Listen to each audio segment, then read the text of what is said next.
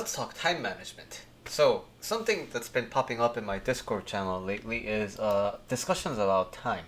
And time is usually seen as a block, right? So, what I mean is, when you look at the calendar, right, it's all blocks of time. And when I was little, in elementary school, they made us create like a pie chart, right? Like a circular um, representation of the 24 hours, and then you would block out like a pie chart how you much you would sleep, what you would do from this hour to that hour, and so on, right?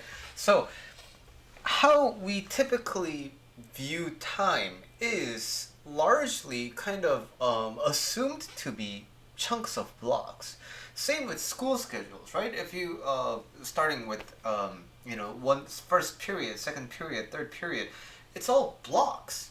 And when you go to high school or college where you're more or less in control of your time, again, blocks, right? You go to the every college has this scheduler website, and then you look at blocks of time. So, what naturally happens, and this is kind of the discussion that's been happening on the Discord, is I want to do a lot more things. But when I do more things in my life, where I already don't feel like I don't have a ton of free time, then that means more time is going to be occupied by the blocks, which leaves me with even less time, right? And so I feel like if I add more things to my life, then I'm just gonna have no free time and I don't know how I'm gonna survive that, right? So I think the base assumption behind that is already kind of predicating that time is a block. But anybody who has been, distracted before will tell you time doesn't actually work like a block all the time, right? Yeah, when you're really focused on something, then it kind of acts like a, block where you're solely focused on something. This tends to happen when you're hyper focused into like a distraction, like playing a really attention focus heavy game like League of Legends, or I don't know, if you're into watching pornography, or if you're into like drinking. Those things tend to really suck your attention up, right? So those can be kind of like experiences that are actually felt like blocks. But when you go about living your day and you're doing things, even when you're playing League, even when you're doing other things that are addictive in nature, you still have thoughts. So I think the block-based time management strategies all suffer from this really basic misunderstanding and misrepresentation of how our brain actually works. I like to think of time as like a finely woven fabric. So a fabric has a lot of different threads, right? And they are all mishmashed together to form this kind of a fabric.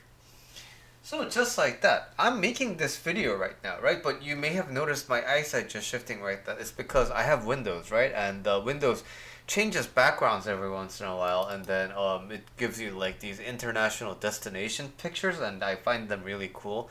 So what I have right now is Lake Matheson in New Zealand. So you see, I was talking about a time management video, but then I got distracted into looking at a new picture of this lake in New Zealand, and it looks beautiful, right? And so my wife just stopped using the hair dryer, so that's again in my focus. So we're designed to be multi kind of level conscious beings. So to reduce our time usage into these blocks of time is I think it's a kind of a disgrace. So we gotta start taking advantage as we think of time management.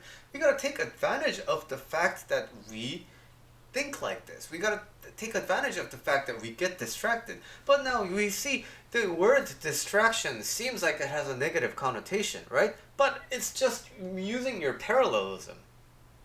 It's just taking advantage of your brain.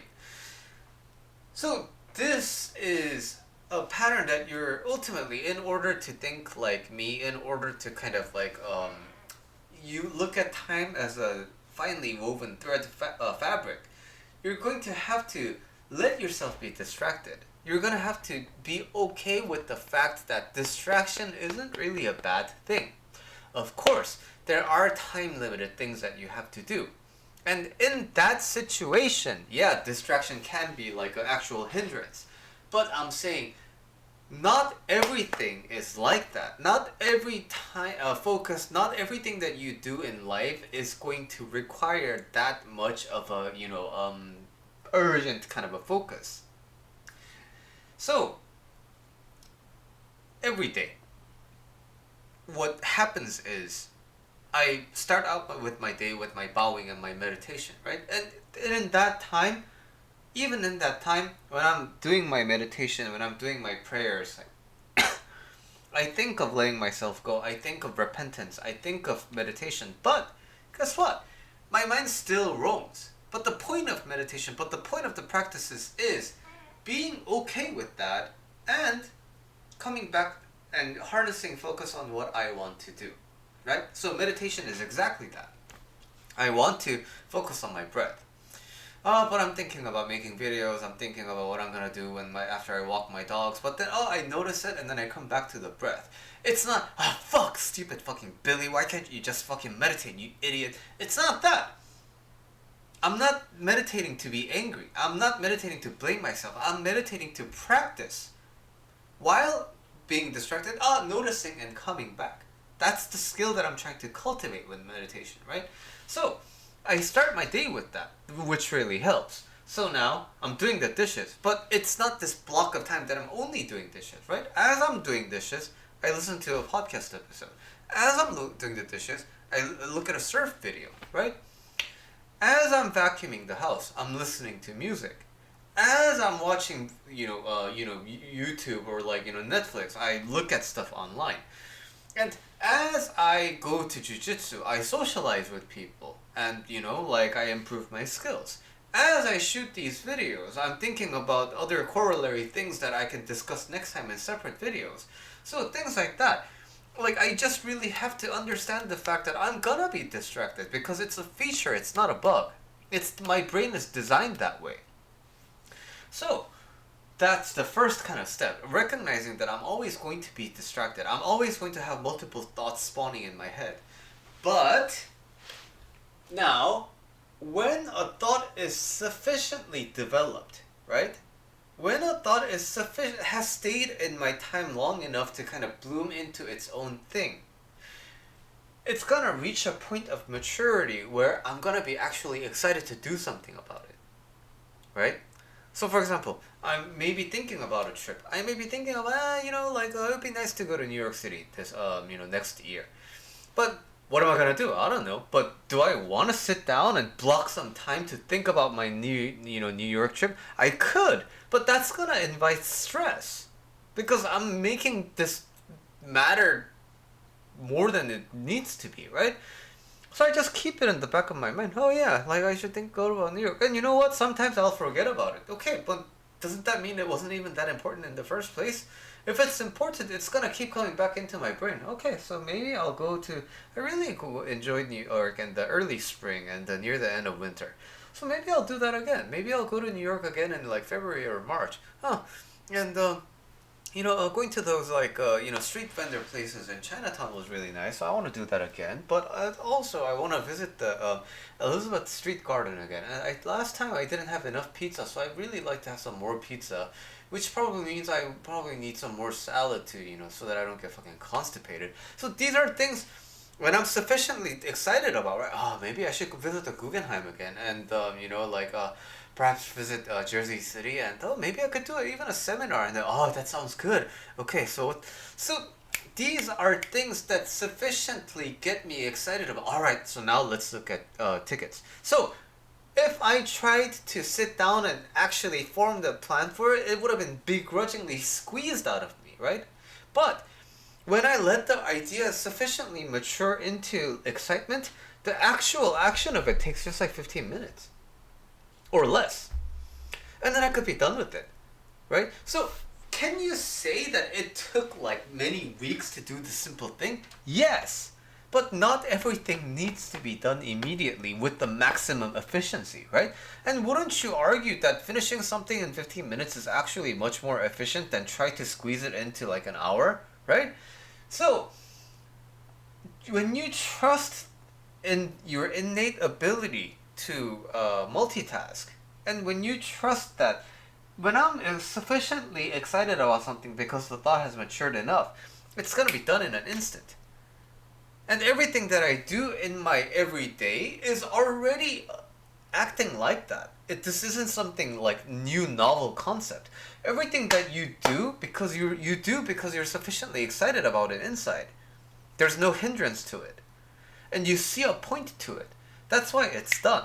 But the things that you don't want to do, you're begrudgingly doing because you're trying to squeeze it out of yourself, right? And this is basically like the topic of my book, The Action Formula. So, when you look at time like this, when you take advantage of the fact that you are a multi-threaded, being, you will find that you get a lot of things done in a short amount of time. Therefore, you have a lot of free time, and in that free time, you can do a lot of other things. Again, but even when you're doing those things, you're not gonna be solely committed on that unless you're meditating, right? Unless you're actually trying to cultivate that skill. You will have different thoughts. It's by mechanism. And those thoughts will develop in the next things that you're gonna do in such a short amount of time. And when you learn how to sort of ride those kind of brainwaves, when you learn how to surf those brainwaves, then you'll get to see how easy this kind of living life is. It really, really, really, really doesn't have to be hard. My life is not stressful at all.